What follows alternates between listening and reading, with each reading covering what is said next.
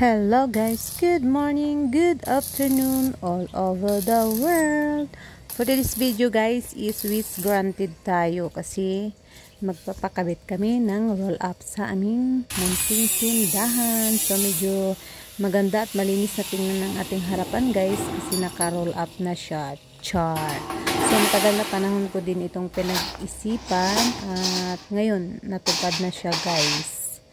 At ayun, maganda na siya, safety, at medyo malinis na siya tingnan. Ayan, at subaybayan ninyo ang pagkabit nila ng roll up. Thank you for watching. God bless us all and have a good time.